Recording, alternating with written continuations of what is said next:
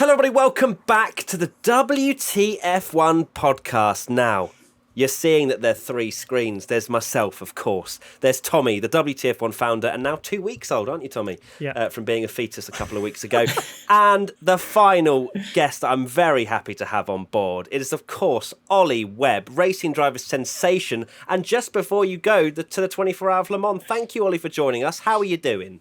I'm great. Thanks for having me. This is my usual prime setup before Le Mans. You just have a quick chat. all the interviews. I guess going into Le Mans quite soon, is it still kind of virtual, the stuff that's going on the sort of the run up to it, or how it is? Yeah, super strange because normally we'd be there already by Saturday. So having to kind of go on a Tuesday, I feel like I'm late. I genuinely spent most of Saturday, Sunday thinking I think I'm meant to be in Le Mans.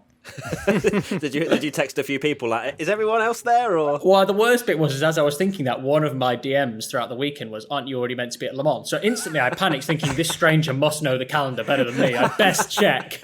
And I'm texting the team like, are you sure we have nothing to do till Thursday? They're like, yep, nothing. I'm like, okay. So when do you fly out? So I fly out tomorrow morning. No driver's parade, no scrutineering, none of that stuff. So it's all virtual, which is a real shame, especially for those going to Le Mans for the first time. But yeah, out tomorrow. Lots of testing and qualifying and Super Pole, which is new before the race. Nice. So obviously, best of luck, Ollie, for that coming up. But we're going to talk about the Tuscan Grand Prix, which Mugello had a debut, didn't it? It brought us some Formula One action, and I don't know. It was a very odd one. One of the strangest races I think I've seen in a very long time. There's some 3-word race reviews. We've got McCallum 13 with Saturday, Sunday, what?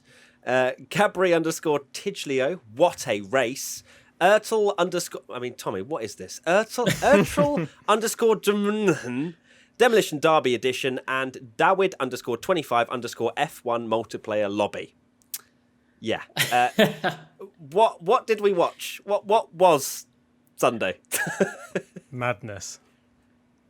Basically. Just crazy. I love the fact that you've got a new track and people weren't maybe expecting much of it, but I guess that's what happens when you throw a curveball in. Because I think a lot of drivers, we knew the drivers were going to love it. Have you ever driven there, Ollie, before? I've driven there once before, and it's a weird one because the track is amazing, but it is the definition of a qualifying track. Like, that is the track you want to pick when you pick your favorite car and you go out and you want some amazing high-speed corners. But to race there, I was a bit dubious about what was going to happen, but that was probably the best outcome in terms of making it as exciting as it possibly could be, I suppose. What did you race around there, Ollie? So I raced around there in a Formula. Well, I tested there in a Formula 3. I actually never ended up racing there, but it's the kind of track which is great when you're by yourself and is normally quite processional, especially back when. God, I feel like I'm old now. Back in the day when there was no DRS. Yeah, so before World Series, when I was in Formula 3, there was no DRS, so it was even more of a procession. Yeah, it was just such a strange... I'll go to my 3-word race review in a bit, but it was just... I just couldn't really believe what was going on. It felt like we had 3 races. It felt like Bottas was in front, and then all of a sudden it wasn't. We had a championship fight. I thought Hamilton was going to retire when his brakes were practically on fire on the restart. There were so many things going on, but let's start with... Well, I mean, I've pretty much teed it up pretty nicely what your 3-word race review, Ollie, is. So let's share it with the audience. Oh, do you know what? You're going to have to remind me what it is, because I came up with 3 different versions when I was speaking to you earlier. It starts with reds. Yeah. Cause... Yeah, more and more reds, but yeah, reds cause reds, don't they? It's the reds weirdest. Cause carnage, yeah. Reds cause carnage and reds cause reds, because we go from talking about all the reds that happened at Monza and these rules that come out that, wait, I didn't realise it was a standing start, and is it normally because when it's wet we don't see that, and then all of a sudden it's like, oh, well, here's some more reds, have that. The fact is we hadn't had a red in 3 years, and then we had 2 in quick succession and 1 last week as well. There's a question from Angelo Rivas 3. Says, should Valtteri be blamed for what happened in the race restart from the safety car? How do you guys think the regulation should be about race restarts? Now, my opinion on that was that Valtteri did nothing wrong. Yeah, he very much kept to the book in terms of maintaining a speed. He was weaving, trying to keep his tyres in a good temperature window, but he didn't do anything wrong. It was more further back where we saw a few different points of view, like afterwards in the replays, and obviously not one person got blamed, but it seemed like it was just a perfect storm of lots of people thinking that we'd gone green when we hadn't. Yeah, I mean, I like you said, Bottas did nothing wrong, and I'm of the same opinion. He's doing the best he possibly can in that strategy and scenario within the rules, which is, wait until the absolute last minute to be able to pull away to get out of that DRS and out of that slipstream. But that being said, the rules, I don't think, should be in a position where you're allowed to weave that much and allowed to be going that slow for that long, because that then becomes inevitable at the back of the pack. And in other championships, not saying it's right or wrong, but weaving from second half of the way through the lap then becomes banned for the last, kilometre or so coming up to the line. And also on your data, once you start accelerating, you're not allowed to let off a single percent as you increase each percent. And that creates a steady flow, and it still means you can wait till the last minute as long as you come out the last corner at 50k and just stick to 50k to the line.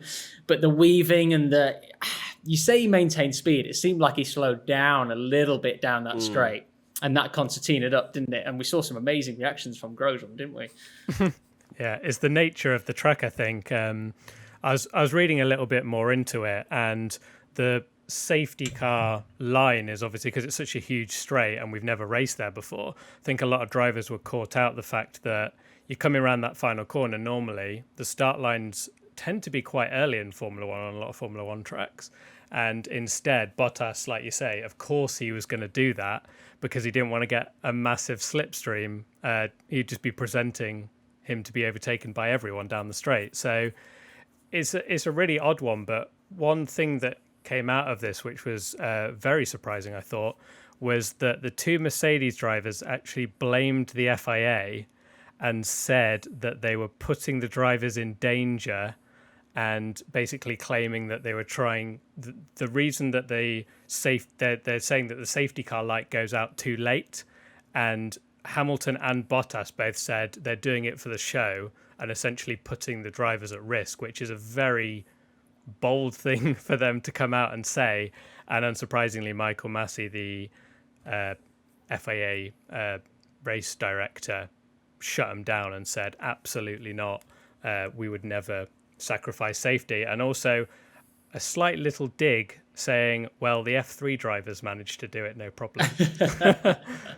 And also I think on the side of that is, a lot of the time when the safety car lights go out 30 seconds before that, or even sometimes when they're getting towards turn one, on the RCNS and all the controls that they get towards the engineers, they've been informed by the FIA, safety car in this lap. And we sometimes even see it on the TV well before the lights have gone out. So it'll say safety car in this lap. Mercedes can start using DAS. They can start warming up. They shouldn't be waiting till the lights go out anyway. And there's plenty of time to get that temperature in. So I think that's a little bit of a cop-out, to be honest. And when Lewis came over the radio and blamed the safety car for turning the lights off too late, yeah, I don't think that's the right thing to say.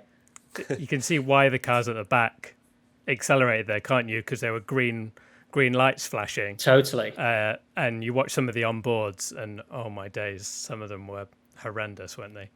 Yeah, it was a full-on IndyCar restart, wasn't it?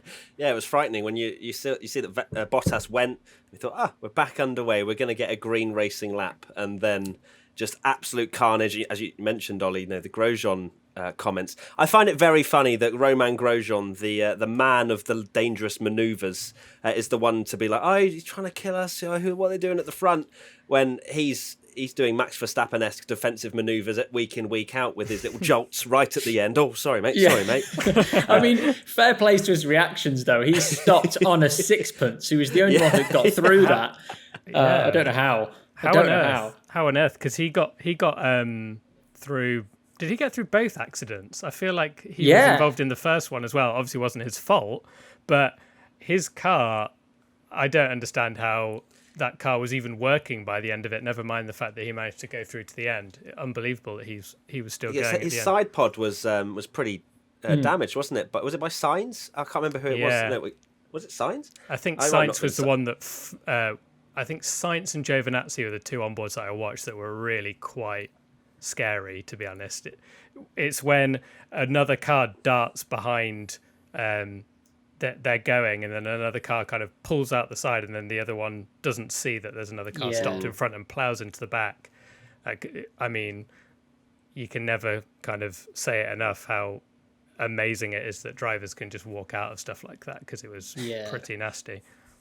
The speed at which K-Mag's car was revealed to Antonio Giovinazzi was just like a curtain being lifted, and he was there, and he's still, and we all do it as drivers, he's still opposite locking with no wheels connected to the ground all the way down the straight, because before he knows it, he's in the air, and he's not even realised what's happened. He's still opposite lock all the way down the straight. I'm like, you've got no wheels, mate.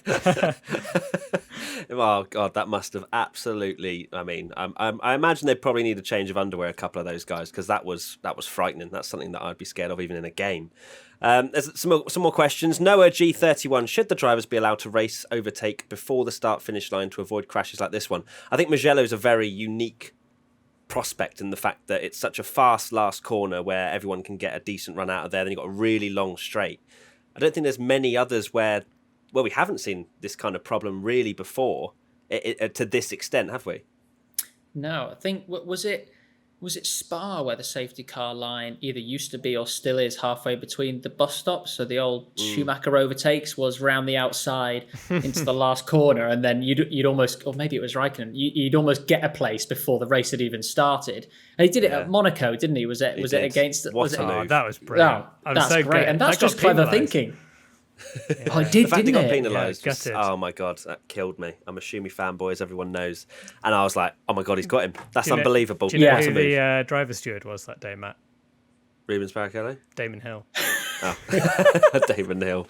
Of course it was. He's just like, slap penalty. Get out of my sight.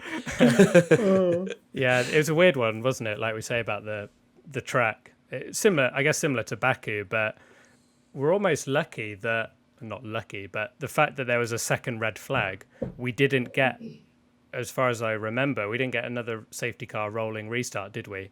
It was a red flag, so they did another standing start.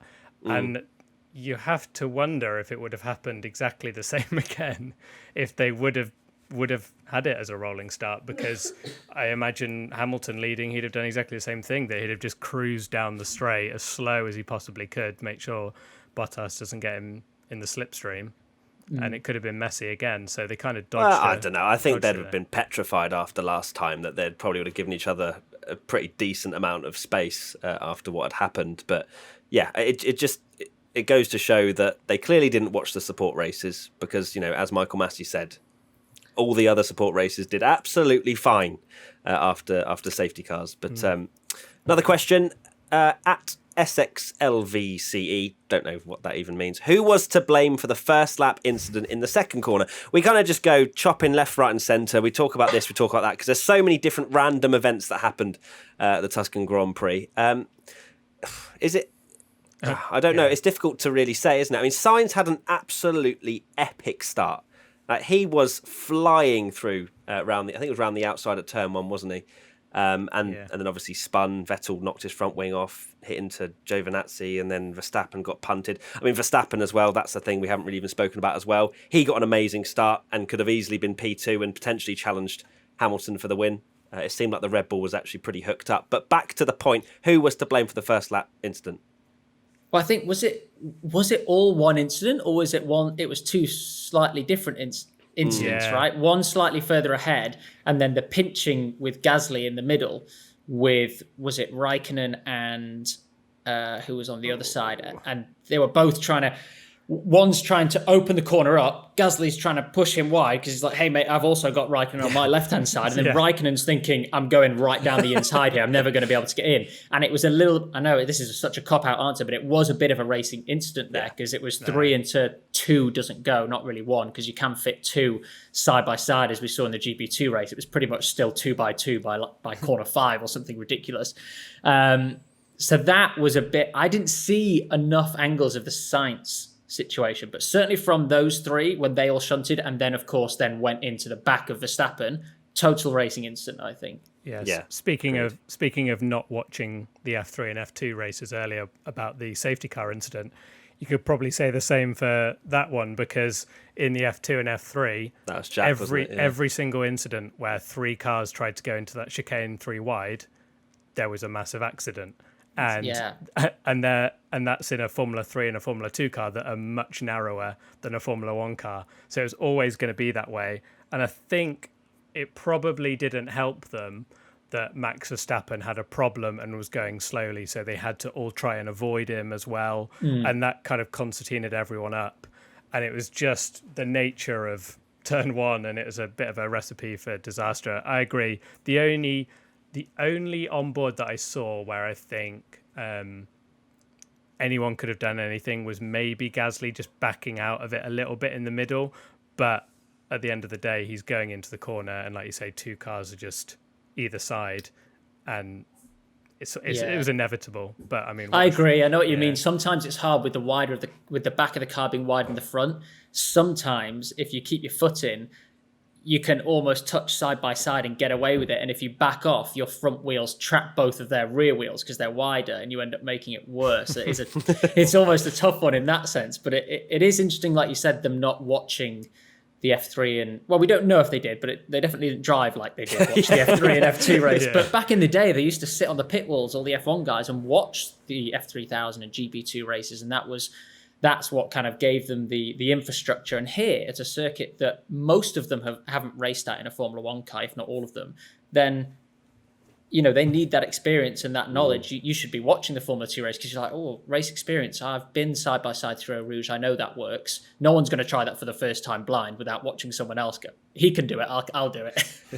Yeah, it makes perfect sense because in F3 the championship protagonist Logan Sargent was out in that exact corner, so you would imagine that every bit of information you could possibly take from a track you haven't been round before until this weekend is something that those guys would have done, but clearly not. But it's fine. We got a good race from it, so who cares? Yeah. Good race. I still don't think it's a good race. I know it's weird, isn't it? No, it's not. It was anyway. Let's go on to one more question about red flags, then we move on to my 3-word race review. Boycanyo Madisha.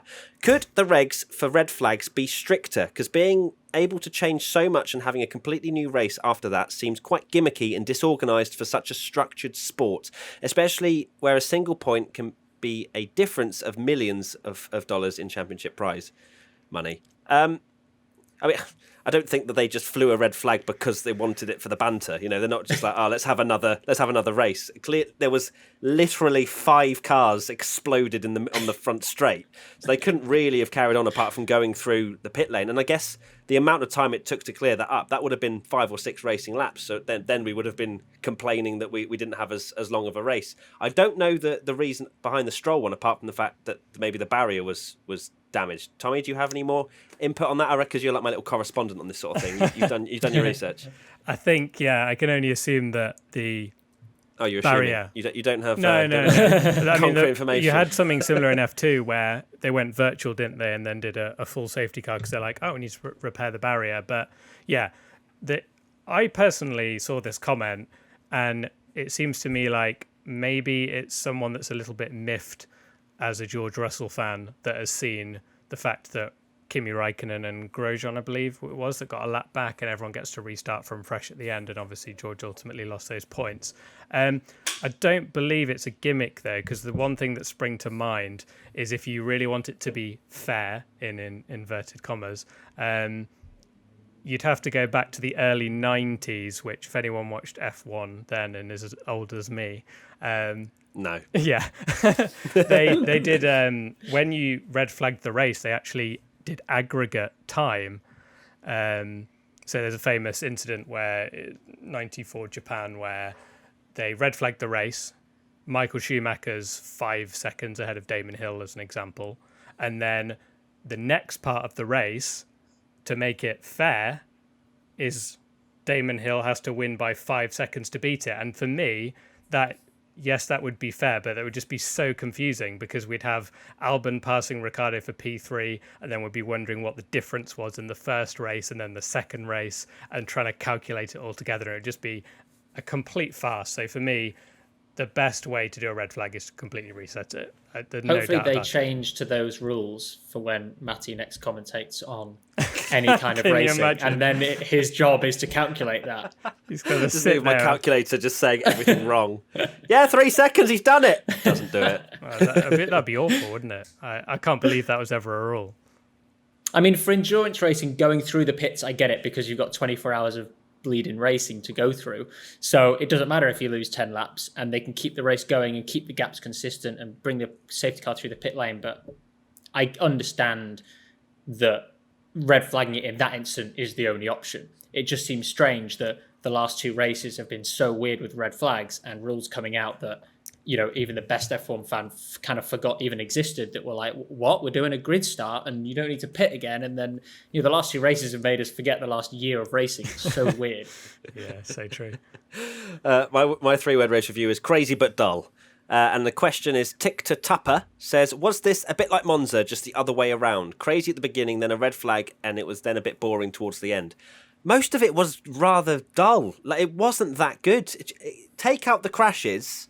We had a few very easy DRS overtakes into turn 1. Maybe Alex Albon's was pretty good on Ricciardo because he was side by side towards going into the apex. But apart from that, DRS was a bit too powerful, I felt. And like, there was not a chance in hell that Bottas was going to beat Hamilton. Like, it's just No. you just watch it and you go, oh, he's 1.5 seconds behind.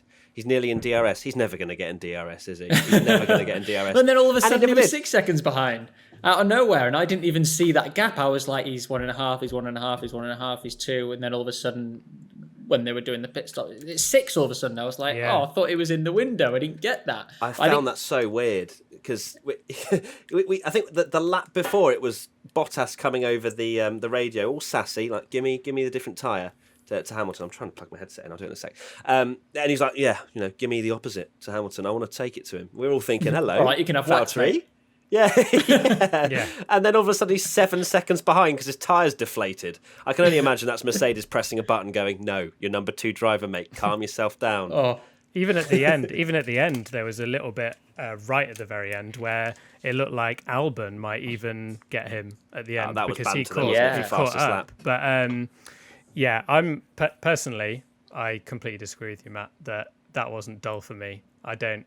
The only All right, mate. the only thing, I thought the race had more action than Monza. I get why people are disappointed because essentially in a crazy race you normally hope for a crazy result, and we didn't get it. But if this is another classic thing, and it's happening in MotoGP without Marc Marquez, where the title's really close.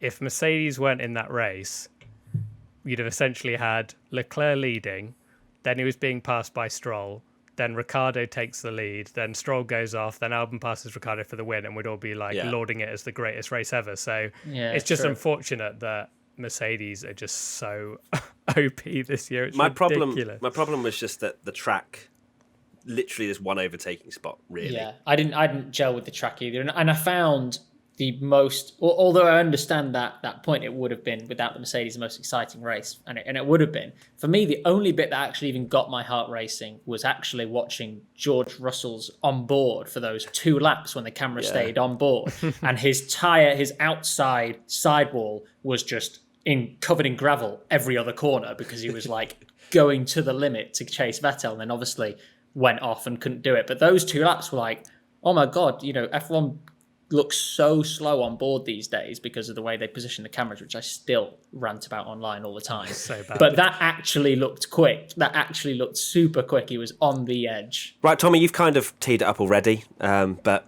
you may as well just tee it up again because you, for some reason, love this track. So go on. Yeah, I know you guys just started arguing about it. So my 3-word race review is Mugello is brilliant, and I'll be honest, I wasn't expecting a lot from the race. No, Change it. no, not at all. I wasn't. We said it. Come on. No, I was super impressed. I wasn't expecting a lot from this race either.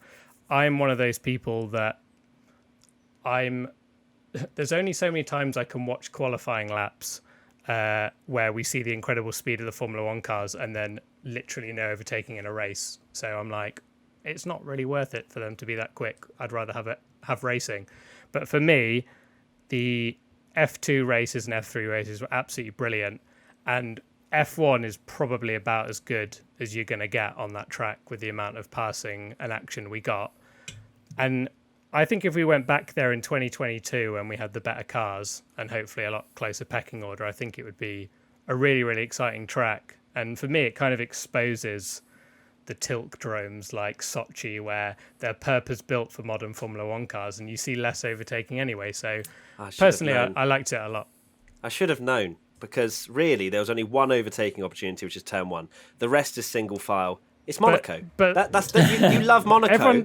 I see that argument a lot though about like, oh, there's only one overtaking opportunity, but like Monza's kind of the same, right? And no one wants that off the calendar. Come on, Parabolica's a cheeky little attempt as well. That's pretty bold in a modern F1 car. Right.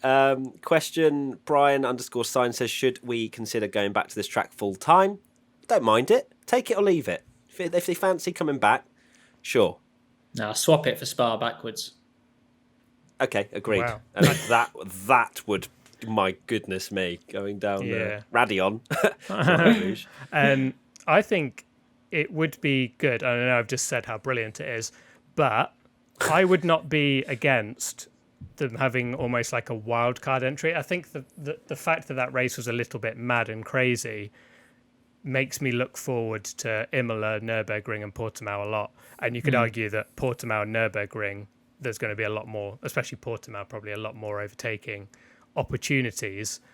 It's nice to have a bit of variety on the calendar, and I think with it's so difficult with contracts, isn't it, that we're probably never going to, we'll never see another championship like this again.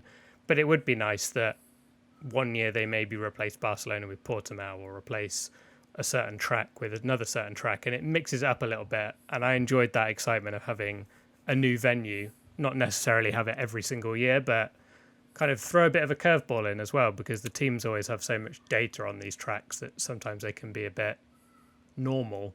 And the fact that no one knew what was going to happen on that safety car restart and they all plowed into each other, it's something different, isn't it? So yeah, Mugello is brilliant also, Tommy. Not every year. It's really it's brilliant. It's a brilliant track, and I think it's awesome, but yeah, I just want new tracks. Like, and happily, it's not going to happen, is it? Let's be honest. Like, they're not ever going to go back. They won't have the money for it. They're never going to replace Monza because it's the home of F1 in Italy. So Tifosi. I've realised actually that my joke before though about Spa backwards, that has actually happened once, not in a race, but back when in the World Series package, when Lotus Formula One car or Renault Formula One car used to do their demo laps, Bruno Senna asked, because the noise limit, they couldn't go all the way around the track. He asked if he could just go up and down Eau Rouge and La Source instead. So he duct taped his iPhone to his hand and drove a Formula One car one-handed up and down Eau Rouge and did the whole track backwards on the way back into the pits. God. So that footage is somewhere, but I don't think Renault let him take it off his phone, but he does still have it. Not surprised. Yeah. That sounds, that sounds epic. I hope there is footage somewhere. Right, let's talk about Hamilton versus Bottas a little bit. Bainer_YT says, do you think Mercedes were right to put Hamilton and Bottas both on the same tyres and go against Bottas's request?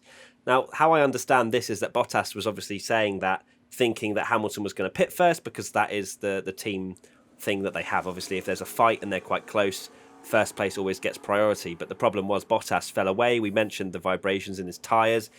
For some reason, he lost so much time. He was nearly 7 seconds behind Hamilton, which was crazy. So that's the reason in my head as to why Mercedes put him on the hards, because there was no way he was going to get to the end on softs, looking at the data and how long they lasted on the mediums. Well, with the stoppages, obviously, but it looked like the softs wouldn't have gone that far. So it was pretty straightforward. They didn't go against his request, did they? He requested something. He then pitted first. Yeah. You can't go against. You can't do the opposite of something you don't know that's happened yet. You went onto a certain set of tyres, and then Hamilton said, "Well, what tyres is Bottas on?" And they said, "Oh, he's on these tyres." And they can't go, "Oh, sorry, mate, we did pinky promise him last lap. We can't go back on it." That was it. We've only got Inters for you, mate. Sorry. That's all. Yeah, I don't understand how people on Twitter came to the conclusion that Hamilton, them pitting Hamilton second for the same tyres is somehow screwing Bottas and showing that he's a number 2 driver. It's like, pit first, of course that's going to happen. Like, if Bottas pits second, then he can make this tyre gamble that he wanted to do. But the fact was something happened and he dropped off a load of time. So we are just terribly British and don't like anyone other than the underdog doing well. Yeah, fair enough. Yeah. Yeah, it was.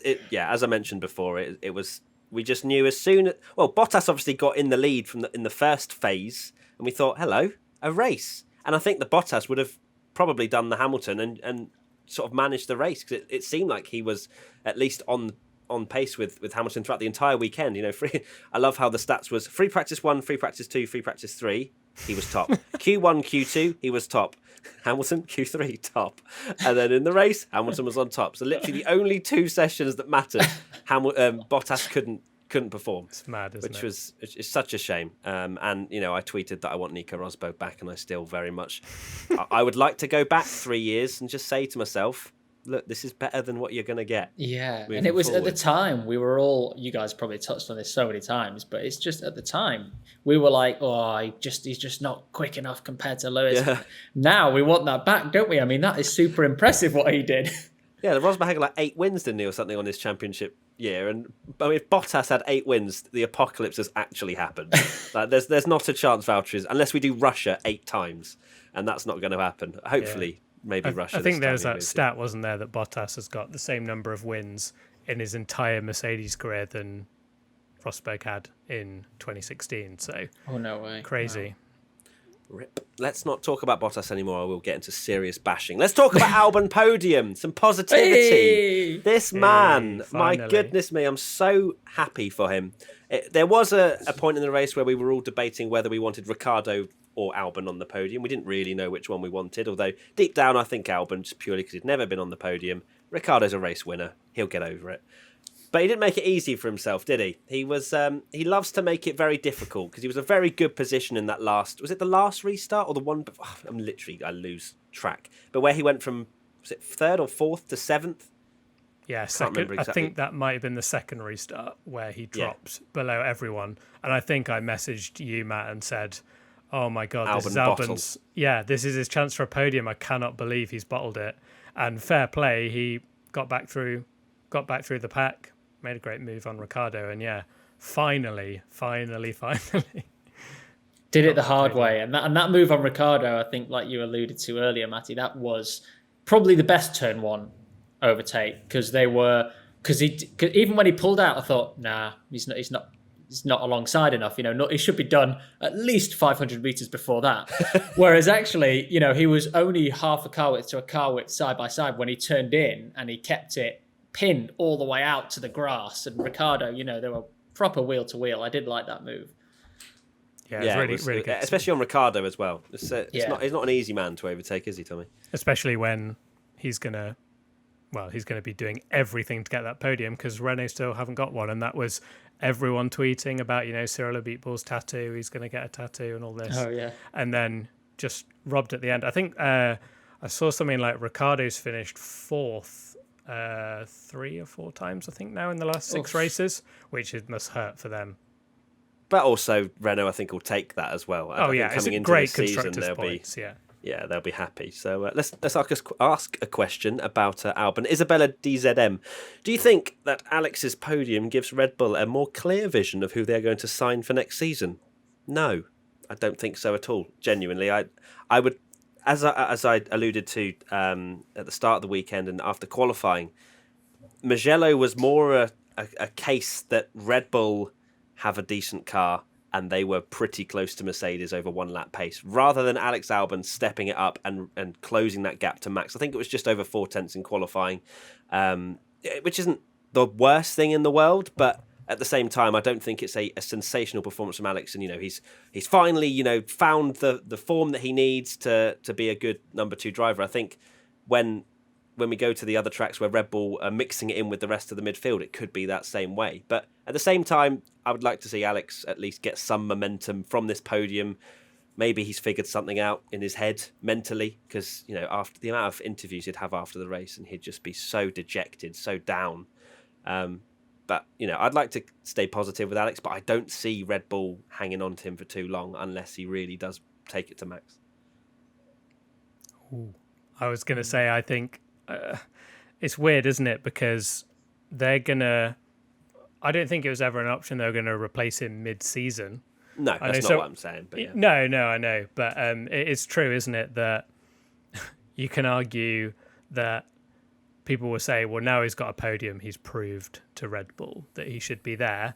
But then you can prove, well, if Gasly won a race for AlphaTauri, what more does Gasly have to do to get back in the Red Bull? So, it's such a difficult one. If anything, it probably gives them more trouble. I don't know. It's just a difficult situation. I can only hope, like you were saying, Matt, that this is just maybe the start of something new where he's got that kind of doubt in his mind off, and it's like it's out his head now, and he knows that at least he's got that podium in the bag. People can stop talking about it, and he can just move forward and hopefully start getting better results. I don't know. I mean, we have a racing driver here. What, like, in terms of results, like, how much does that play on your mind that when you get that result that you need? I think mentally, like you said, it's a very good point. It'll push him on to getting a more, I would word it, legitimate result, which you can use in your defense when you're trying to regain a contract or push yourself to another team. It's always a bit hard and weird when you have a crazy race like this and you get a podium out of it. Because yes, okay, mentally you've got that off your back now. Now I would say he can propel that to get the results that will really deserve him to be there, which we all know he's, I think, capable of. Relying on just that podium alone, I don't think will do much. Certainly for me, doesn't have as much oomph, shall we say, in its CV as the Gasly defending off Sainz with DRS and with a legitimate, that for me wasn't a fluke. He's just gains a pit stop and he's going to win. He held on to a lot of pressure and was quick all the time to do that. Not taking anything away from Albon's weekend, because he pushed, he made it hard for himself. Like the team came over the radio and said, you did that the hard way round, mate. So they like overtakers, and he's definitely one of them. So hopefully it pushes him onto some more legitimate qualifying results as well as race results. Yeah, he's got great racecraft. I think that's something that we can't really deny. We've seen it at Spa last year and lots of times where he's made it difficult for himself. But I guess if Red Bull were to dissect that race, without that final red flag, he's not getting a podium, I don't think, because they're all, it's an even field after that. They're all on soft tyres, and the Red Bull was genuinely much quicker than the Renault. But whether he would have got that podium without Stroll crashing, but obviously, Lance did and ran out of talent and all that good stuff. But he's having a great season as well. I don't want to be horrible to Lance.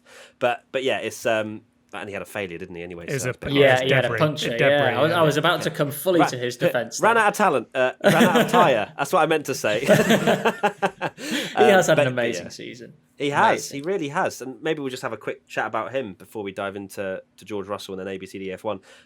Lance, he was fourth in the championship before the end of this race, and I think that a lot of people, the haters out there, I sounded like one about 10 seconds ago. I promise I'm not. He's having a great season, and I think when we look at it and how he's performed, he is as good a pick as Sergio Perez. Although it's hard to compare this weekend in particular because he had the aerodynamic upgrades and Sergio didn't. But still, Lance has sorted out qualifying and is now decent all round. I think he gets a lot of stick, and he's doing everything he needs to on the track 100% to kind of prove that. I mean, it's a tricky one because, everyone, again, when I was talking about British people being for the underdog, I mean, people feel, it's not like he's just been dropped into Formula One. It's like, have a go at that. He's not come out of waiting tables as a young kid and his dad been like, right, you've learnt the way now, go and race in Formula One, here's some money. He's genuinely, as well with the FIA points now to get into F1, he's got to F1, he's doing the job, and he's quicker than Sergio, who a lot of people rate as a very, very good driver, who, let's not forget, is bringing a lot of Mexican money as well. So there's a lot of money that's involved in Formula One, but I think a lot of the time we get too caught up in that, and we forget the fact that he is doing better than Perez, and he's racing really, really well. If he just smiles a little bit more in interviews, people might start being on his side a little bit more. Yeah, that's the only thing for me that I struggle with. His interview after Monza, it's like he'd finished 15th, and the car was on its roof. Anything from you, Tommy? You sound like you're about to say something, and then Stroll. You can't do this to me, Tommy. You can't look like you're about to say something. No, you can carry on if you want to carry on. I don't want to butt in because you're the founder. It's fine. Stroll, you're right. He does seem to have this weird attitude. Maybe like the comments do get to him where people saying that he's only in it for his dad and all this kind of stuff, and he maybe he's quite downbeat on himself. But yeah, he's been having an amazing year, and I think we were tweeting about it, Matt, that if he'd have finished that race without his puncture, which is another, I think someone commented that his second DNF where it's not his fault, like a car failure, he'd have even more points. Might have even got another podium, and he's, miles clear. Yeah, miles clear fourth. He'd be miles clear fourth in the title, and people are still saying like, "Oh, it's just his dad and stuff." We said on the last podcast, didn't we? And now obviously Vettel's been announced, which we haven't even actually spoken about because that feels like 10 years ago. That Vettel's going to Aston Martin. Yeah, Are you sure that was from this weekend? Yeah, Doesn't feel like it, does it? Mad. But we said, didn't we, that with the Vettel rumours, Perez had to absolutely smash Stroll is the only way you'd say he probably was allowed to keep his seat. Yeah. And it would have really embarrassed them to announce it if Sergio Perez was like 100 points clear in the title of Stroll. And he hasn't. And Stroll's ahead. I know Perez missed 2 races, but even on the balance of things, I think Stroll would still be ahead. So yeah, and the gaps are way bigger in other teams between A and B drivers than there are in Racing Point, where it's actually probably one of the closest. Yeah. And if not, Stroll's quicker, which is mad. I would never thought I would say that when he signed Formula 1, that Stroll is quicker than Perez. But he is at the moment. I'm actually quite concerned as well with the severe lack of momentum that Sebastian Vettel has going into next year. If he's even going to beat Lance Stroll, that's the big concern. Can you? Because I mean, Lance is, as we've just mentioned, having a stellar season. He's going to go into next year. Not much is changing. Seb's going to be getting used to a completely new car. It's not. Go on, sorry, go on. I got excited then. Go on. I was just going to say it's not far-fetched to say that Lance Stroll will beat Sebastian Vettel next year. Yeah. Go on, soundbite. Sorry, that was nowhere near as exciting as I thought it was going to be. You're right. I should have interrupted you sooner. I can't. That is such a good point, because if I was in Stroll's shoes now, I'd be nothing but excited for him to join the team, because that is even more oomph. I mean, if he beats Vettel, even in 50% of the races, even if it's 50-50, if he does that next year, I mean, I feel bad for Seb because, he's dead and buried effectively at that point. But Stroll will be fully in Formula 1 then and I think no haters can say anything at that point. I don't believe this for a second, but I'm just going to throw it in there for some spiciness. Lawrence Stroll hires a 4-time world champion that's really just not on his A game at all to make his son look incredible.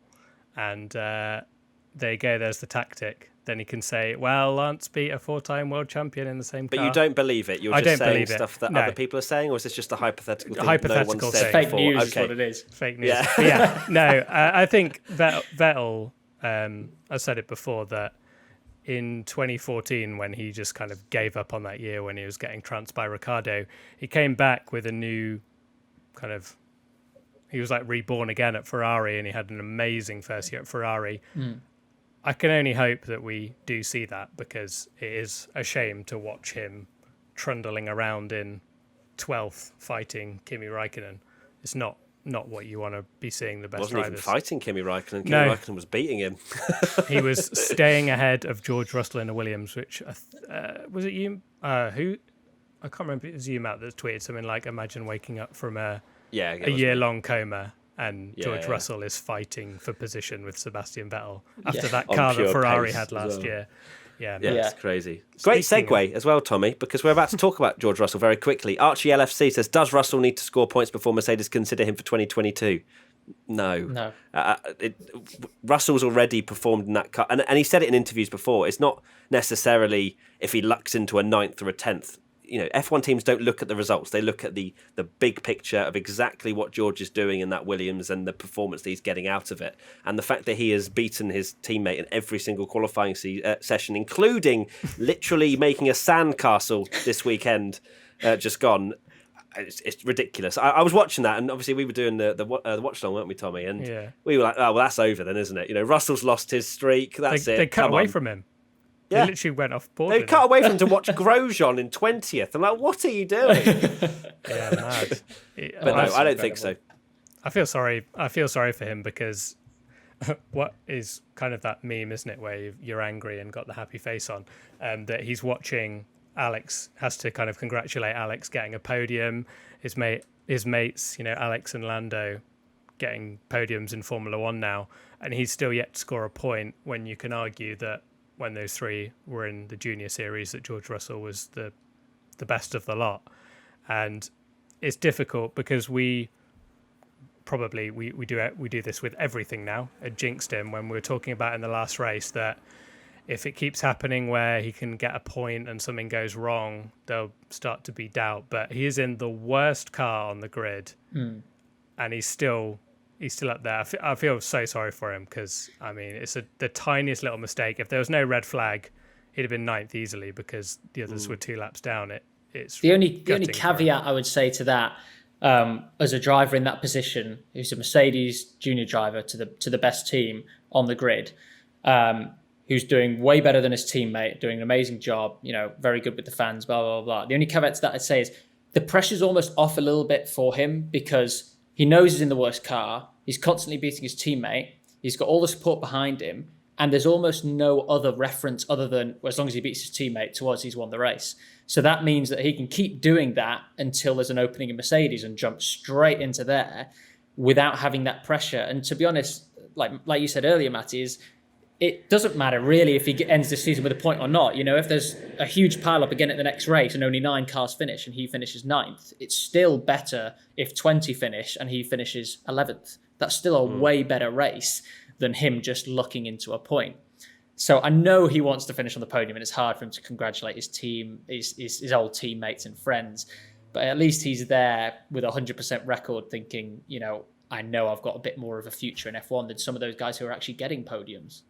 Yeah, it's an interesting point you say about no pressure and going less to you, pressure. Tommy, about less pressure. But and Tommy, you saying that that you feel sorry for him. I actually don't feel sorry for him because he has had this opportunity where less pressure, and he's able to bed himself into Formula One. He gets a feel for wheel-to-wheel action. There's not really that Alex Albon kind of eyes on him. You have to get a podium. You have to beat Max Verstappen. He's had a couple of years to really get used to Formula One, get used to the tyres. 3-year testing program. And how it works. Sorry? 3-year testing program before entering into... Yeah, literally. Yeah, so he's going to be in a great spot when he does finally get snapped up by Mercedes, or if he doesn't, then I'm not sure what he's going to do. But I think he's in a great spot moving forward in his career. Here's a question then: do you think it's a risk for Mercedes to hire someone to put them in the best car that has literally never scored a point, regardless of the fact that obviously that car is dreadful? Because we were saying in the last podcast, weren't we, that say someone like Gasly is now proved, like you were mentioning earlier, Oli, that he's proved that he can win a Formula One race under immense pressure. And to play devil's advocate, can you argue that George Russell has maybe had a couple of moments where he could get a point and he's maybe messed up a little bit? And is it a massive risk for Mercedes to put someone in their car that's literally never scored a point? It's quite a bold thing to do. I think so. Yeah, I think you're right there. Yes, it is, and that's why kind of Red Bull are quite lucky that their B team are closer to the higher end of the pack than that separation between Mercedes and Williams are. The only thing that they can do there is, it's not the same as racing, but just keep getting him in that Mercedes car on the same day that Lewis and Bottas are there under testing situations and see how he is there. So they'll know more than we do, for sure. I think most people know more than I do, but they'll know enough as to whether he can do it. But yeah, the pressure's that will be the risk, won't it? Absolutely. Right, let's get into it. Tommy, play the jingle. Now it's time for ABCDEF1. Yeah. Great. So, ABCDEF1 time. Ollie, you are new to the WTF1 podcast, but have you seen ABCDEF1 before? Do you need me to explain it to you? Explain it to me in full, because I'll still get it wrong. Very simple. We rate the drivers' weekends, obviously mainly Saturday, Sunday, in terms of their performance. More bearing, obviously, towards the race, and it's either A, B, C, D, E, or F in terms of the rating. Very simple. A star, is a perfect weekend, like Gasly, for example, last weekend. So we give him a rating. So probably just for sake of not talking over each other, I'll start, then Tommy, and then you, Ollie, and then we can come together as a unified grade, which is where the real trouble starts. Right, let's start with Lewis Hamilton.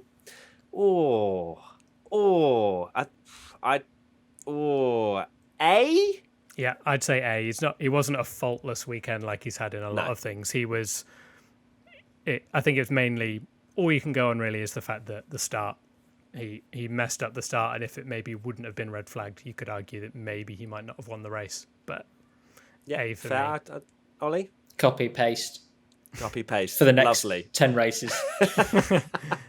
True. Right, so Bottas. Bottas had a very good weekend, so I want to give him an A as well, personally. You can't give him an A if he loses absolutely 6 seconds. not. An A minus. No, I think a B, maybe even a C. No, you cannot give him a C. His pace was good. I'll allow a B. Why was his pace was good, but A was too much. I apologise. He was on the radio saying, "Oh, I'd love a safety car. Got a safety car. Oh, I'd love to pit for hards. Got pit hard." I know he made the good start, and he will be gutted that happened and there was the red flag and he got back ahead. But there were so many moments in that race where Bottas could have got ahead again and had the chance to do it, and he didn't. So I don't think you can give him. Okay, not an A. Fair enough. Okay, I retract that. But I think it's do editing. C, Just B. B. I said B. I think it's a B minus C plus situation. Ooh, no, B. I think dead B. Okay. A dead B, straight down the line. Straight down the line. He had great pace. Bottas was on it this weekend. He just didn't manage to. And it's difficult to follow around this track. We could see it. It's all single file. You'd love it. No overtaking. Monaco vibes. But Bottas was there or thereabouts. But okay, let's go with a B. Leclerc. He had an amazing start. Got up to third. I was screaming, and he started on the soft tyres. Then that fell away, and then he just kind of got swallowed by the pack. Then the Ferrari strategy was pretty dead, putting him on hards and then just having him trundle around the back. Away. It's a shame, isn't it, that he fell away? Because he was up there. B. I think it's not an A performance, but B, he was decent enough. Not? He qualified P5 in a Ferrari. That's a weird sentence. Seeing as they were actually, I'd originally written B, but I've written C for Bottas, and Leclerc did probably better than Bottas for me. So very much better. He's literally a tractor. Yeah. Ollie? A minus, I think. I think that was super impressive in that car. Okay, we'll go A. We're into the A's then. Perfect. Lovely. I win. I mean, we win. Vettel. D. C or D? I don't really know. Yeah, D. What do you mean you don't know? Is that because you're afraid of me and Ollie shooting you down? Like, C or D? A, B, C or D? I don't really, E, F, 1. Was he... I'm trying to think, was he that bad? Yes, he had no pace. He went out in Q1, didn't he? Or Q2? No, Q2. Yeah, 13th, wasn't he? Yeah, it's so hard to... he didn't do anything to challenge anyone. He was driving. I think at the end, it was quite a funny radio message where he was just like, well, I tried everything I could, but I'm just not not there. So, D? Just another D weekend where he's nowhere near Charles. Yeah. I don't know. Is D You're too saying harsh? E? I thought you said D No. too harsh. I was like, is D too harsh? I don't know. I don't think it is. I guess he's a 4-time world champion, isn't he? And he's not delivering. So, what's your thoughts, Ollie? Yeah, I think D. If there was no teammate qualifying in 5th and all that happening against him, then it'd be almost hard to say because it's another Williams car effectively to try and compare against, which is weird to say. But especially for that last third of the race, it's definitely a D. Yeah. Okay. Yeah. There you go. Right, Verstappen. I mean, we can't grade him, so we're just going to give him B. What do we give? Don't we just A+ for the reaction to the lights, though? With a car that didn't have much power, he was already alongside the Mercedes that has a lot of power. It was like Fred Flintstone. He was literally just like flipping, trying to run past, wasn't he? In that car. I mean, I think it was no, because we still gave Sainz a grade when he messed up, and you could argue that Verstappen, like you say, you have to judge him on the fact that he probably would have finished third, maybe qualified, like because his pace was really good. So I reckon it's a B or an A. I didn't even think about his start that somehow if he had a power unit, he'd have been second. Yeah, Or And maybe Verstappen it round the outside. he would have probably gone for it, wouldn't he? I think, should we give him an A then? because it's I mean not his Hamilton fault, got is it? Hamilton got pretty close, and that was I think that's so annoying. Yeah, let's just give Verstappen an A because we know he would have put in an A performance. Alex Albon. Right, I think an A because I thought personally I thought he'd bottled his chance, and I was going to give him a kind of downgrade him for that he made life difficult, but he did finish where he should have, and you can't really ask for more than that. I know he didn't have the greatest race and dropped down, but ultimately he got the result. So Yeah, it's near B territory for me, just purely because he loves to make life hard, and that Red Bull is so much better than the other midfield cars around there. Casting vote, Ollie. Yeah, A or B. I mean, his recovery is 100% an A, but you've to get an A recovery, you have to have had like a C or a D situation to get to it. So it's B. It's a B. One of us will agree with you eventually, Tommy, but we're going to have Ollie back definitely every single time we have ABCDF1. Just the last bit. Yeah.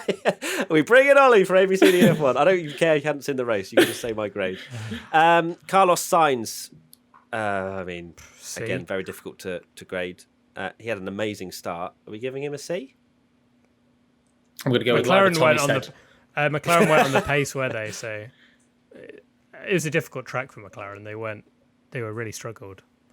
He was out in Q2, wasn't he, Sainz? Yeah, Was he? I believe so. All right, let's give him a sorry, C. he just scraped through. I think I can't remember. Yeah, he But scraped C. through. And Lando Norris was didn't. out. Yeah. Sorry. Yeah, Yeah, yeah. Lando was 11th. And Carlos had a great start, so I don't know how we can give him a C, Tommy. I think he was up to like P7 before but then he had a little tap, then spun. I mean, that was crazy how light that Yeah, touch okay, was and how he B's spun. fine then. We'll go B. Come on, let's get on with it. Or all Ollie? B then. Okay, Yeah. we'll go with a B. Lando Norris had quite a quiet race, but somehow finished P6, wasn't it, in the end? Yeah, I don't know I if think that's it's a solid B performance. Yeah, he didn't set the world alight, but he just got the most. I guess that's the result they could have. They wouldn't have hoped to even get 6, I don't think, in that car because they just didn't seem on the pace. So, yeah, didn't do anything wrong. B. B. Okay, B. Perfect. Wow, we're flying through this. Danny Rick. Easy. A. Yeah, A. Yeah, What lovely. driver of the day. If he'd have got definitely. P3, that would have been A star, I think. Yeah. Ocon. D. Well, wow, just straight in. Oof. Don't even care. Just yeah, bam. He needs to pick up his game. I know he had the problem, but he wasn't there. He made a mistake, didn't he, in qualifying? He did. He spun on his last lap. So yeah, it has to be a D from what we can grade him on. I think That's with a too D? harsh. from that race, probably D. But I think he's super quick, and I think he's just making a lot of mistakes. I mean, there's so many times when you compare their laps, and actually he's quicker in some bits, slower in the others, and actually over the weekend not too bad. But the actual race pace, and then under pressure, and then the mistakes, and all those kind of bits add up to definitely not being the full package. Okay, I'm divulging. Yeah, for that race, D. But I love Ocon. So D, but you're doing better. Ocon. A if he's That's basically listening. A if he's listening. D if he's microphone or headphones if he's aren't listening, working. of course he's course he listening. is. Hi, Esteban. Pierre Gasly. I mean, again, wow. 100%. I mean, he caused the collision. Kind of. He was out in Q1. Remember, Yeah, F. it I mean, wasn't. come on, it wasn't- relax. worst weekend you could ever have. E. It was awful. Yeah. It was. I loved the bad, guy, and it was he super surprising incredible after in Monza, a win. but yeah, because everyone was like, "Oh, now he's got a win. His confidence will be sky high."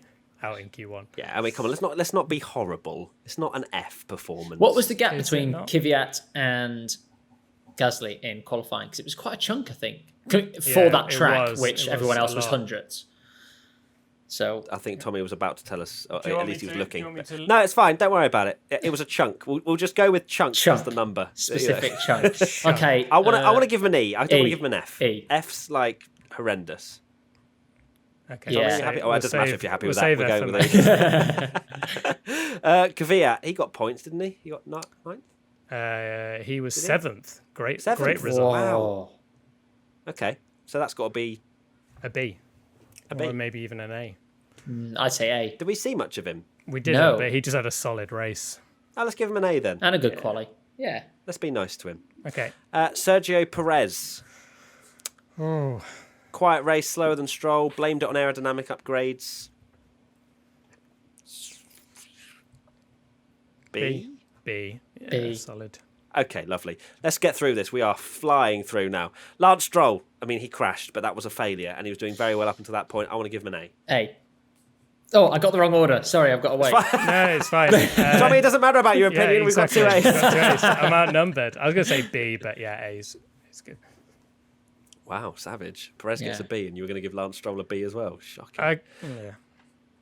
Go on, carry on. You've just given up now. I love Yeah. it. Kimi Raikkonen, he beat both the Ferraris on track, got a 5-second penalty, still beat Vettel, Oh my even God. with his 5-second penalty. That Kimi's having I don't know if he's having a great time or if the Ferraris are just having a shocking time. I think it's a bit of both, to be honest. But He's I having think an Kimi awesome. deserves probably a B because he got that penalty for the late call. Plus radio message equals A.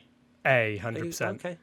An A. I mean, Yeah, Beating with the Ferraris the radio again. message pushed it up to an A for me. the radio message. He finished ninth. I don't know how his car survived that race, but finished ninth. All right. Finishing ahead of Ferrari again is mad. You're right. I was kind of ready for Raikkonen. I think maybe it was even like 3 races ago we were giving him like an F or something, saying it's a shame that his career's going to peter out. And now I'm thinking maybe he shouldn't even retire because he's been really solid. Yeah, definitely. And very much got the sort of stranglehold over Giovinazzi again. Yeah. Definitely. So, all right, we'll give Raikkonen an A then. Giovinazzi. D. I mean, yeah, his race was over at the at that part. Where did he qualify? Wow. Okay. Kimi qualified 13th. Giovinazzi qualified 17th. D or C. E. D. Oh, wow. D wow. or E. Ollie I think straight in with is- the D or E. D then. D. Yeah. Yeah. D. Yeah. Okay. Magnussen. F. You're Last. loving the Fs today. We hardly ever give Fs He out, and you're just like finished F. last. F. He qualified last, and that was just not on for me. E. Chill out. Okay. Okay. Oh. I Come on, mean, Ollie, casting vote because Tommy definitely wants an F. His reactions weren't as quick as Grosjean on that restart, were they? So probably an F. Okay, we're giving him an F. Fine, yeah. Grosjean, B. he had an all right race, didn't he? Considering he's a general wheelie. B bin. or C. A wheelie bin that also managed to survive 2 horrendous accidents. Yeah. So let's give him a B. Yeah, His great- team radio great wants me to drive. give him a C. Yeah, but it's B. team radio. It's just, this is my opportunity to make sure everyone knows I didn't crash this time. I'm going to scream really loud. This is the worst thing I've ever seen, which is really not that bad. It's so true. George Russell. Oh, it's got to be a C. Oh, Are you joking? harsh. Bottled it. No, Oh. absolutely not. Did you say that for reaction value? Yeah, I did. It's a B. I don't want to give him an A. It's not an A. It's not an A. No, it's not an He A. It would was have been an driving the A if he absolute caught wheels. Vettel and overtook him. Yeah. He made he even made him. But then a lot of it was just bad luck. But then I didn't actually see his on board from the restart. Was it just bad driving from him, or have either of us seen that? Yeah, he got wheel spin at the start, and then he also made a little mistake, didn't he, behind Vettel? But I don't think he would have passed him anyway because it's just difficult to overtake. So Yeah, I mean, I if think it got Vettel A, B's but fair. B. It definitely could have been an A. And Latifi, well, he was having a decent little race, wasn't he? Until Carnage. Carnage. Yeah, I think a C. B. I mean, he was ahead of Russell, wasn't he, when it happened? Or was he behind? I can't give him a B because of the fact that he still got beaten in qualifying by Russell when, like say, Russell All right. went in the Ollie, B or C? Well, no. I think C for the race, but I think the qualifying issue with Russell is that was a huge moment, and the gravel makes it super exaggerated, but it's flat out, and only one tire kind of went in, digged in, or whatever, and then the next corner was a right-hander, so it wasn't on that dirty tire. Now, I'm not saying what he did wasn't anything bar miraculous, which it was. He wouldn't have lost anywhere near a time as much as it looked like he did. Okay. Dramatically. How much time do you reckon? What, a couple of tenths? At least 5 seconds. 5 seconds? That would have been on pole. Yeah, I think a couple of tenths, maybe that's it. Yeah. If Latifi gets a B, though, surely we have to upgrade Russell to an A. But Latifi was in the mix until that's that a good big point. crash. I don't like Latifi's like B minus. Russell's in B plus territory, but we don't have minuses and pluses in this show. So. Oh, do we not? Okay, all right. We'll give him a C then. Look, all right. Negative Nelly. Let's give Latifi a C and Russell a B for the people that make Lewis A, F for everyone else. Tommy woke up on the wrong side of the bed this morning. Poor old Latifi. Right, okay, let's dive into our Mugello GP predictions. Of course, sorry, Ollie, you didn't have any, but we can go to your Russian Grand Prix predictions very shortly. My two were boring Mercedes 1-2, which Nope. half a point. Shut up. Half a point. Mercedes 1-2. No, you're not. Half a point. Half a point. You didn't jinx him. Okay, You fine. tried. Yeah, I went for the jinx. Boring Mercedes 1-2. But it was a Mercedes 1-2. I'm being ripped off. Fine. It was boring. Okay, well, I'm getting half a point later, so it's fine. I'm looking at your two, and I'm not sure how you're getting that. But anyway, half a point for boring Mercedes 1-2. 100%. Yeah, Million fine. percent. Okay. And sunny throughout whole weekend. Yes, it was, which is again very sad. Nice. Because- Cool. Leclerc top 5 finish then, half a point because he did it in qualifying, and Russell in Q2, which he would have done if he had not been on the gravel. So another half So you're point. saying, jog on. Oh dear. Okay, and the two fans were Midwest F1 fan back to the usual podium crew, which it was not, and Chile Vegas. 3 different cars in the top 3. Also no. So unfortunately, fans, you were wrong. Russian Grand Prix predictions. Let's start with your two, Ollie. Can you remember them? Can I remember them? Have we already spoken about this? Can't remember them at all then. You've got... No. I will remember them. I'll remember them via the power of my phone, which is... Okay, so Tommy, you go then. Your two first. Tommy. Okay, there will be an incident into the stupid turn 2/3 on the opening lap because that corner is just which jokes. is kind of turn 1. Everyone thinks it is. But it's not really, is it? And Sainz podium. I've just gone bold. Why not? Wow, real big bold. I've gone for Bottas wins, not bold at all, and Albon not in the top 5 because I think Albon will be off the pace again and the hype will be finished. Now who's the Ollie, do you negative have your two? Nelly? I remember them now. And I remember them by reading. Exactly. Which remembering to read's one thing. No red flags, which is a pretty much of a cop out because We'll give you a point now. Perfect. Perfect. Yeah. Sweet. Yeah. Actually, no, I'm commentating, so there probably will be a red flag or some sort of hour or two to have to fill. And then I've gone for a bold one as well. Russell in the points. Any reasoning behind that or just belief? Just pure sheer belief. Nice. I love it. Absolutely love it. And the two fans ones are Moe Jungo says, based on the past few Grand Prix, no retirements during the race. No retirements. I don't think I that's take gonna back happen. what I said just before. And you, Ryan, says both Ferraris in Q3. I don't think that's going to happen either. Have you seen the straight down towards turn 2 and 3? Anyway, that is it. We're done. Finally, this has been a very long podcast. I'm sorry, Ollie. We did tell you it would only be 10 minutes. No, it's great fun. You're here 70 minutes later. But Can we I guess review final Monza again? Let's do it. Final thoughts, I guess. Obviously, we mentioned Le Mans at the top of the show, Ollie. What are you expecting going into the race? Are you hoping for a good result? I'm hoping for 24 hours of racing, first of all. Good. That is my first.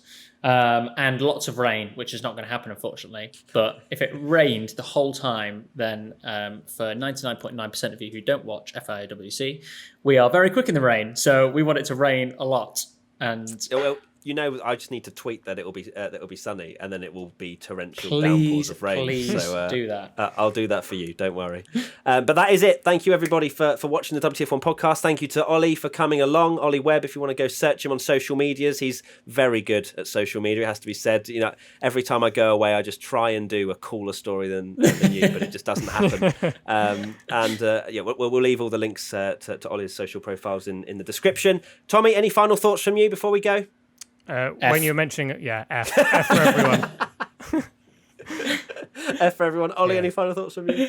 No, I just took away Tom's final thoughts. I didn't actually say it was going to be that F. was his final thought. Sorry, Tommy. No, it's fine. A very long podcast for a very long race that felt like ages. So there you go. Perfect. Mugello is still wasting people's time. Amazing. and Oli? That's amazing. Hopefully not a repeat of Mugello in the next one. Yeah, hopefully another Monza.